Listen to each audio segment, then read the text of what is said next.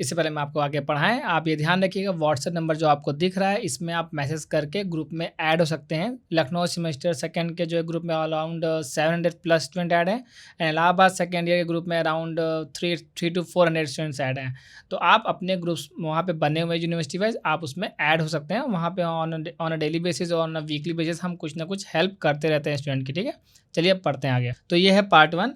इसमें हम मैकबेथ का एक बैकग्राउंड समझेंगे, लेकिन इसका पार्ट 2, पार्ट 3 या पार्ट 4 या पार्ट 5 आएगा या नहीं आएगा वो आपके व्यूज़ और आपके कमेंट पे डिपेंड करेगा।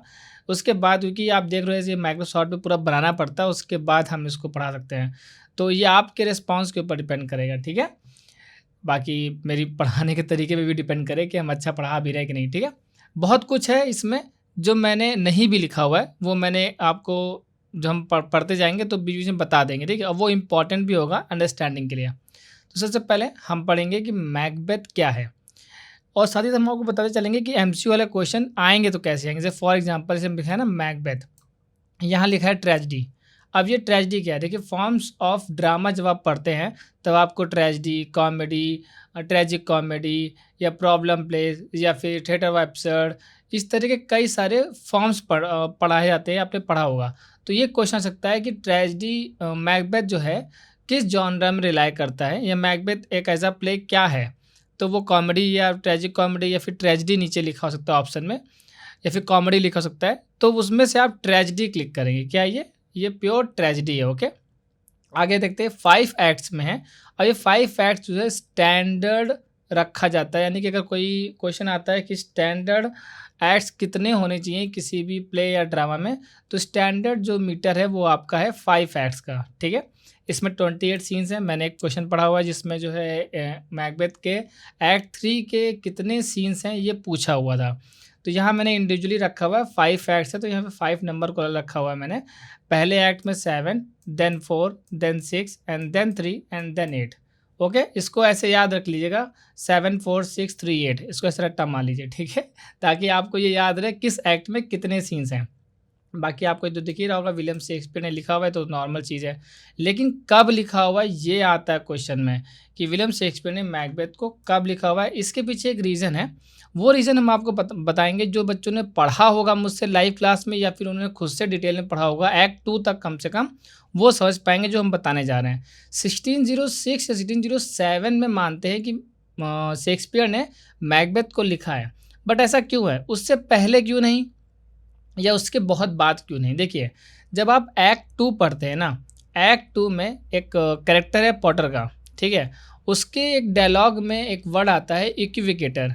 इक्विवेकेटर का जो रेफरेंस लिया जाता है, क्योंकि उस समय कॉन्स्पिरेसी हुई थी और बाद में जो बंदा फंसा था वो बंदा जो है चर्च से रिलेटेड था, ठीक है। तो उसको एक इक्विवेकेटर की एक जो है वर्ड दिया गया था कि वो ना इधर सही बोल रहा था ना उधर सही बोल रहा था। जब आप हिस्ट्री पढ़ोगे ना तब आपको समझ में आएगा। तो इक्विवेकेटर वर्ड से हमें मिलता है रेफरेंस गन पाउडर प्लॉट का, ठीक। यानी कि जेम्स फर्स्ट के अगेंस्ट में जो गन पाउडर प्लॉट 1605 में हुआ था उसका रेफरेंस हमें मैकबेथ के प्ले में मिलता है। तो कॉमन सी बात है उससे पहले तो लिखा ही नहीं गया होगा, तभी तो वो इंसिडेंट उसमें है। क्लियर हो गया यहाँ पे? अब जेम्स फर्स्ट कौन है ये आपको पता होना चाहिए कि 1603 से लेकर 1625 तक वो इंग्लैंड के किंग थे, ठीक है। उससे पहले कौन था? उससे पहले क्वीन एलिजाबेथ थी, ठीक है, 1558 से लेकर 1603 तक।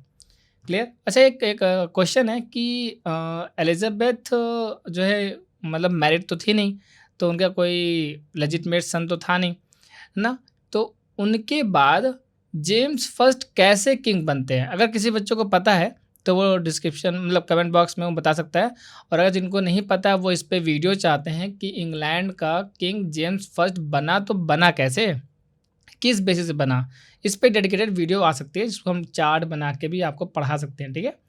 वो आप हमें कमेंट में बता सकते हैं कि अगर आपको पढ़ना है कि नहीं पढ़ना। चलिए हम आगे देखते हैं। तो हमने ये पढ़ लिया कि 1606 से लेकर 1607 में शेक्सपियर ने इसको लिखा है, और इसमें गन पाउडर प्लॉट के एक्ट 2 में हमें रेफरेंस मिलता है, जो कैरेक्टर का नाम है वो पॉटर है, ठीक है। आगे हम देखते हैं कि पब्लिश्ड कब हुआ। देखिए अब यहाँ पे पढ़िए पब्लिश्ड वर्ड आ रहा है, एक और वर्ड होता है वर्ब है वो परफॉर्म्ड। तो ध्यान रखिएगा एमसीक्यू जब आप लिख रहे हो या फिर थ्योरी लिख रहे हो दोनों में, कि आप परफॉर्म्ड लिख रहे हो तो डेट अलग हो जाएगी और पब्लिश लिख रहे हो तो डेट अलग हो जाएगी।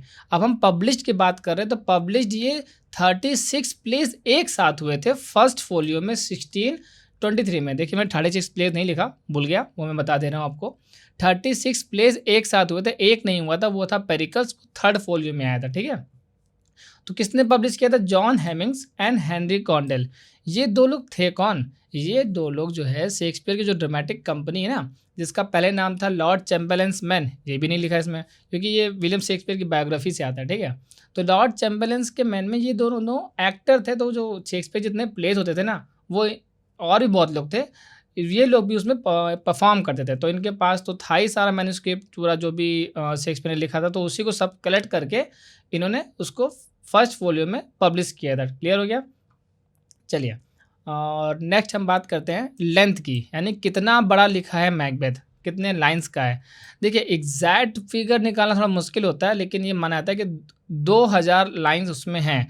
और बहुत जगह मैंने देखा है, बहुत लोगों ने कहा है कि जो मैकबेथ है वो शॉर्टेस्ट प्ले है विलियम शेक्सपियर का। दैट इज़ रॉन्ग, वो शॉर्टेस्ट नहीं है। शॉर्टेस्ट जो है कॉमेडी ऑफ एरर को कहा जाता है। जो तो फोर्थ नंबर के आसपास आप जो है मैकबेथ को कंसिडर कर सकते हैं, because it is half of Hamlet. ये एक लाइन सही है कि मैकबेथ जो है हाफ ऑफ हैमलेट है। हैमलेट जो है 4000 लाइंस के अराउंड लिखा हुआ है, ठीक है। हैमलेट जो है लॉन्गेस्ट प्ले है, ठीक है, ये याद रखिएगा, हैमलेट सबसे बड़ा लिखा हुआ प्ले है। आगे बात करते हैं ये किस में लिखा हुआ है, किस मीटर में लिखा हुआ है। तो ये लिखा हुआ है आयम्बिक पेंटामीटर में। देखिए दो वर्ड यहाँ पे आया है, एक है आयम्बिक और एक है पेंटामीटर। अब देखिए मैंने इस पर शॉर्ट वीडियो बनाई हुई है, आप जाके शॉर्ट सेक्शन में जाके देख सकते हैं, मेरी वीडियो बनी हुई है, इसमें आयम्बिक पेंटामीटर लिखा हुआ है। मैंने बहुत डिटेल में पढ़ाया हुआ है, 1 मिनट में क्लियर हो जाएगा what is iambic pentameter, because वहाँ पे मैंने एग्जांपल दिया हुआ है। बिना एग्जांपल के हम आपको यहाँ पे समझा नहीं पाएंगे ना, तो वो आप जाके देख सकते हैं, डिस्क्रिप्शन में उसका लिंक दे दूँगा, ठीक है, उस शॉर्ट वीडियो का, वो आप देखिए व्हाट इज़ आयम्बिक पेंटामीटर। तो ये आयम्बिक पेंटामीटर में लिखा हुआ है। यूजुअली विलियम शेक्सपियर के जितने भी वर्क्स हैं उसका 80 से 85% जो है आप देखेंगे वो इसी मीटर को फॉलो करता है, आयम्बिक पेंटामीटर को। एक चीज़ ध्यान रखिएगा, मैकबेथ यूजुअली रिटन है आयम्बिक पेंटामीटर, पूरा का पूरा आयम्बिक पेंटामीटर में नहीं लिखा हुआ है। खासकर जब विचेस के डायलॉग आते हैं, जो विचेस के डायलॉग है ना, वो आयम्बिक में नहीं है, वो किस में है? ट्रॉकी में। देखिए यहाँ पे ये नहीं लिखा हुआ है, इसको आप लिख लीजिए कि जो विचेस के जो डायलॉग आते हैं वो ट्रॉकी में, TROCHEE। अब ट्रॉकी मीटर क्या होता है? देखिए ट्रॉकी जो मीटर है वो आयम्बिक के जस्ट अपोजिट होता है। जब आयम्बिक समझ जाओगे ना, तो जो स्ट्रेस लेवल होता है वो जस्ट अपोजिट होता है आयम्बिक में। आयम्बिक में क्या होता है? पहले अनस्ट्रेच्ड होता है, बाद में स्ट्रेच होता है, जबकि ट्रॉकी में पहले स्ट्रेच होता है, बाद में अनस्ट्रेच होता है। जैसे देखिए एग्जांपल देखिए, आयम्बिक यहाँ लिखा हुआ है, इसका जस्ट अपोजिट यहाँ लिखा हुआ है, शॉर्टेस्ट। मुझे दिख गया तो मैं आपको बता दे रहा हूँ, ठीक है, ये जस्ट का अपोजिट हो गया। चलिए आगे बात करते हैं। फर्स्ट पब्लिक से एक चीज़ हम आपको बता देते हैं, वैसे क्यों किया शेक्सपियर ने ऐसा मतलब विचेस के डायलॉग को उसने ट्रॉकी में क्यों लिखा? देखिए ह्यूमंस सब एक साथ है, तो ह्यूमंस की लैंग्वेज को डिफर दिखाने के लिए, या ह्यूमंस के वो रिलेटिव नहीं है witches, they are super natural deities, ये चीज़ दिखाने के लिए उनके लैंग्वेज मीटर को अलग कर दिया उन्होंने। किसने? शेक्सपियर ने। और जब जो है मैकबेथ या लेडी मैकबेथ या किसी कोई भी जो है इविल इन्फ्लुएंस होता था, या उस पर जो है मैलिशियस नेचर आता था, तो उसका जो डायलॉग है ना वो ट्रॉकी में लिखा हुआ है, ठीक है। बहुत डिटेल की चीज़ है, जब अगर आप प्लान वालन पढ़ेंगे कभी, जब हम पढ़ाएंगे तो फिर हम आपको उसमें बताएंगे, ठीक है। चलिए बात करते हैं फर्स्ट परफॉर्मेंस की। तो फर्स्ट पब्लिक परफॉर्मेंस, देखिए पब्लिक वर्ड इसलिए लिखा हुआ है यहाँ पे क्योंकि इससे पहले भी परफॉर्म किया था विलियम शेक्सपियर की कंपनी ने, बट वो सिर्फ कोर्ट के लिए था, मतलब कि जेम्स फर्स्ट के लिए था, केवल कोर्ट जो थिएटर होता है उसमें परफॉर्म किया गया था। पूनम मैम ने एक शॉर्ट वीडियो में टाइप्स ऑफ थिएटर पढ़ाया हुआ है, वो जाके आप पढ़ लीजिएगा, ठीक है। तो ये जो परफॉर्म हुआ था पहली बार, वो ग्लोब थिएटर में हुआ था अप्रैल 1611 में। कब? अप्रैल 1611 में वो पब्लिक के लिए था। इससे पहले जो है कोर्ट में परफॉर्म हो गया था किंग जेम्स के सामने, क्योंकि वो पैटर्न भी थे शेक्सपियर कंपनी का। जैसे कि मैंने आपको शायद बताया नहीं बताया, लेकिन शेक्सपियर की जो कंपनी का, हाँ मैंने बताया कि उनका पहले नाम लॉर्ड चैम्बरलेन्स मैन था, उनकी कंपनी का नाम। बाद में किंग जेम्स फर्स्ट उसको चेंज करके कर देते हैं किंग्समैन, उनकी कंपनी यानी उनकी ड्रामेटिक कंपनी का नाम क्या हो जाता है, चेंज करके द किंग्समैन कर दिया जाता है। ये एक एमसीक्यू क्वेश्चन बन सकता है कि शेक्सपियर की कंपनी का नाम जो कि लॉर्ड चैम्बरलेन्स मैन था, उसको किसने चेंज किया था? तो ये क्वेश्चन आपको यहाँ से क्लियर हो गया एमसीक्यू के लिए, ठीक है। तो कब परफॉर्म हुआ था ये? अगस्त दिसंबर 1606 में ही परफॉर्म हुआ था। वैसे एक इसमें चीज़ है कि विलियम शेक्सपियर ने ना जेम्स फर्स्ट को प्लीज़ करने के लिए काफ़ी कुछ चेंजेस किए थे, वो अभी हम नेक्स्ट पढ़ेंगे आगे।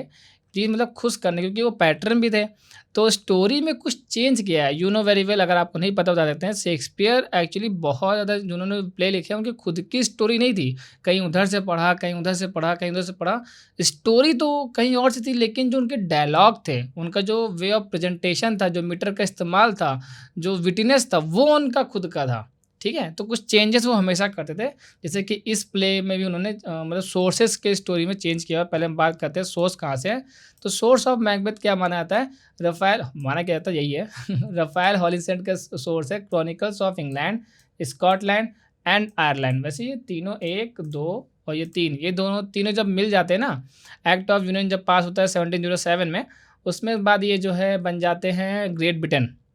हिस्ट्री का है। मुझे लगता है तन्वी मैम ने स्पेक्टेटर और टाटलर वाली वीडियो में ये पढ़ाया हुआ था, मैंने वीडियो एडिटिंग की थी, तो मैं आपको यहाँ बता दे रहा हूँ। तो ये तीनों ही जो है जो कंट्री, वो तीनों मिलके एक बन जाती हैं और वो बन जाता है ग्रेट ब्रिटेन, ठीक है। तो ये जो रफ़ाएल हॉलिंसन ने जो वर्क लिखा था, एक हिस्टोरिकल वर्क लिखा था इंग्लैंड के ऊपर और स्कॉटलैंड की हिस्ट्री और आयरलैंड की हिस्ट्री के ऊपर। इसमें जो स्कॉटलैंड की जो हिस्ट्री है ना, इसकी जो हिस्ट्री है 11वीं सेंचुरी की, उस हिस्ट्री में आपको डंकन और मैकबेथ रियल कैरेक्टर्स मिलते हैं, जिसमें डंकन किंग था और मैकबेथ ने किंग को मार दिया या उसको ओवरथ्रो करके खुद जो है बनने की कोशिश किया और बना भी था, बाद में ये भी मर जाता है। इस तरीके से आपको ये हिस्ट्री देखने को मिलती है जो कि रियल है, ठीक है। इसके 2 एडिशन आए थे। 1577 में पहला एडिशन आया था, दूसरा आया था 1587 में। तो फर्स्ट एडिशन और सेकंड एडिशन की डेट याद रखना, हो सकता है पूछा जाए आपसे एमसीक्यू क्वेश्चन में कि किसने टफ बनाया। तो अब हम बात करते हैं क्या चेंजेस किए थे। जो तो द क्रॉनिकल्स ऑफ स्कॉटलैंड है, इसी से ही जो है स्टोरी ली थी। इसमें एक बहुत मेजर चेंज किया था। देखिए, इसको थोड़ा सा आपको डीपली समझना पड़ेगा। जब आप प्ले पढ़ते हैं तो देखते हैं कि मैकबेथ और बैंको दोनों मतलब सेम ही हैं, ऑलमोस्ट सेम लेवल पे हैं, दोनों ही नाइट हैं, दोनों ही नोबल हैं और वो सेम लेवल पे फाइट करते हैं। लेकिन बैंको जो होता है ना, वो स्टोरी में, देखिए मैं 2 वर्ड लूँगा, स्टोरी और प्ले। तो स्टोरी मतलब जो यहाँ पे क्रॉनिकल्स ऑफ स्कॉटलैंड में जो स्टोरी दी है उसके हिसाब से। तो स्टोरी के हिसाब से बैंको जो है मैकबेथ की हेल्प करता है ओवरथ्रो करने के लिए, मतलब कि डंकन को राजा मतलब गद्दी से उतारने के लिए। बट इन द प्ले बैंको को बहुत लॉयल दिखाया गया डंकन के लिए, कि बहुत लॉयल कैरेक्टर है। वो तुरंत ही जो है उसको मना कर देता है मैकबेथ को कि तुम जो भी सोच रहे हो मैं उसमें तुम्हारा कोई भी साथ नहीं दूंगा, I am too loyal to my king, okay. तो ये बहुत ही मेजर चेंज किया। और इससे ऐसा क्यों किया? बिकॉज डंको कह रहे हैं सॉरी, बिकॉज बैंको को जो है एक प्रोफेसी दी गई थी। आप देखोगे जब प्ले को, तो प्ले में प्रोफेसीज हैं जिसमें जो है विचेस कहती हैं कि मैकबेथ को कि तुम जो है काउडोर बनोगे, थेन ऑफ काउडोर। वो तो अनबिलीवेबल हो जाता है। थेन ऑफ ग्लैमिस तक तो वो ठीक था, जब फर्स्ट विश ने आके बोला कि that you are thane of Glamis, okay. फिर आती थेन ऑफ काउडोर, वहाँ पे उसको थोड़ा सा डिस्टर्ब होता है बिकॉज वो कहता है थेन ऑफ काउडोर तो अभी तो जिंदा है।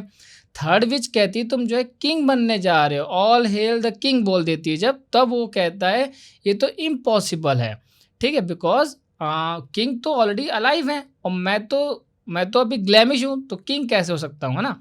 तो ये जब प्रोफेसी करती है वो मैकबेथ के लिए, तब जो है बैंको कहता है कि क्या मेरे लिए कोई प्रोफेसी नहीं है, मुझसे डरो मत, जो तुम जानती हो वो बताओ। तब जो है एक वर्ड बोलती है, तो वो कहती है thou shall get kings but thou be none, लेकिन तुम कुछ नहीं होगे लेकिन तुम्हें राजा मिलेंगे। अब ये जो प्रोफेसी होती है एक्चुअली बाद में ट्रू भी होती है, क्योंकि जो बैंको का बेटा होता है फ्लेंस के ही जो है एक तरीके से जो आने वाले डिसेंडेंट्स होते हैं, जो आने वाली ऑफस्प्रिंग होती हैं, उसी में से ही एक है जेम्स फर्स्ट आपका किंग। ये थी यहाँ पे स्टोरी, ठीक है। तो अगर जेम्स फर्स्ट के सामने तुम उसका कोई प्ले कर रहे हो और उसके एंसेस्टर को तुम जो है मर्डर दिखा दोगे, तो विलियम शेक्सपियर के तो जेम्स फर्स्ट बैंड बजा देंगे ना कि तुम्हारे उनके एंसेस्टर जो है मर्डर थे। इसीलिए ही जो है बैंको को बहुत ही लॉयल दिखाया गया because Banquo was ancestor to whom James first, उसका एंसेस्टर था। जैसे कि तुम्हारे दादाजी के दादाजी के दादाजी, ऐसे समझो। तो कोई तुम्हारे ऐसे पीढ़ी के बारे में कोई बुरा कहेगा तो तुम किंग हो तो तुमसे जिंदा छोड़ोगे क्या? इसीलिए उसने चेंज किया था। देखा यहाँ पे लिखा हुआ है the portray kings ancestor as a murderer would have been risky which the three witches prophecy that Banquo's descendant shall be kings and James first में से एक है। ओके, ये रियल में है, ठीक है। मैं कहानी नहीं बता रहा हूँ, सच में है ये, ठीक है। वो हम जब आप वीडियो का कमेंट करोगे तो हम आपको पढ़ा देंगे कैसे है। यहाँ तक क्लियर हो गया? ये बहुत ही इंपॉर्टेंट था तो मैंने आपको ये पढ़ा दिया।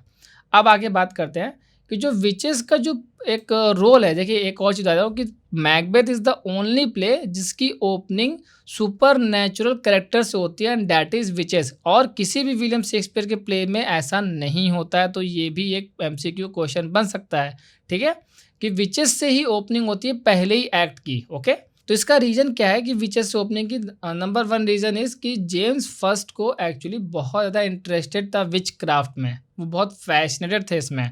इसीलिए उन्होंने एक बुक लिखी थी डिमनोलॉजी। देखिए यहाँ पे उन्होंने खुद की एक बुक लिखी हुई डीमंस के बारे में लिख दी, ठीक है। इंसाइक्लोपीडिया आपको लग सकती है, ठीक है। तो ये जेम्स फर्स्ट ने लिखी है। तो उनको बहुत इन चीज़ों में बहुत ज़्यादा इंटरेस्ट था। तो उन्हीं को ही जो है डेडिकेट करने के लिए, खुश करने के लिए ये एक सीन पूरा बनाया गया था। ओके, यहाँ तक क्लियर हो गया आपको? और एक चीज़ हम आपको बताते हैं, उस समय विचेस को देख करके जब ओपनिंग हुई थी ना थिएटर में, ग्लोब थिएटर में, यहाँ पे ग्लोब थिएटर में, तो उसके बाद जो है प्ले बहुत ज़्यादा चल जाता है। बहुत ही देर तक लोग उसको पूरा देखते हैं। और जो बॉक्स होता है, ऐसा एक और चीज़ है बॉक्स ऑफिस भी जो है उस वहीं से निकलता है। जो आप समझते हो ना कि बॉक्स ऑफिस में मूवी बहुत हिट हुई है, एक्चुअली इसमें बॉक्स होते थे जो इसमें पैसा डाल के लोग अंदर जाते थे, वो हमेशा फुल ही होता था। इसीलिए मैकबेथ जो प्ले था बहुत ज़्यादा शॉर्टर, एक तो शॉर्ट प्ले था ये, और बहुत ज़्यादा ये चला था। यू कैन से फाइनेंशियल यानी कॉमर्शियल मार्केट में, ठीक है, थिएटर मार्केट में बहुत ज़्यादा चला था ये। चलिए ठीक है, इतना हमने आपको पढ़ा दिया about the background of Macbeth, ठीक है। अब ये द गायस फेक्स डे ये क्या है, ये आपको खुद से पढ़ना है। इसका हम आपको ये बता सकते हैं कि इसका जो लिंक है वो ये यहाँ पे देख रहे हैं ना आपको, जो जेम्स फर्स्ट के खिलाफ जो हुआ था गन पाउडर प्लॉट, इससे रिलेटेड है, ठीक है, इसी से संबंधित है। आप ये पढ़िए कि what is Guy Fawkes Day, ठीक। और आई होप आपको ये पूरा समझ में आया होगा। अगर आपको जो है एक्ट 1, एक्ट 2, एक्ट 3 पे इसी तरह की वीडियोस चाहिए तो आप कमेंट करिए, तो हम उसको बना देंगे, बिकॉज बनाने में टाइम लगता है। और हाँ, चैनल को सपोर्ट करिए, हो सके तो सब्सक्राइब करने की कोशिश करिए।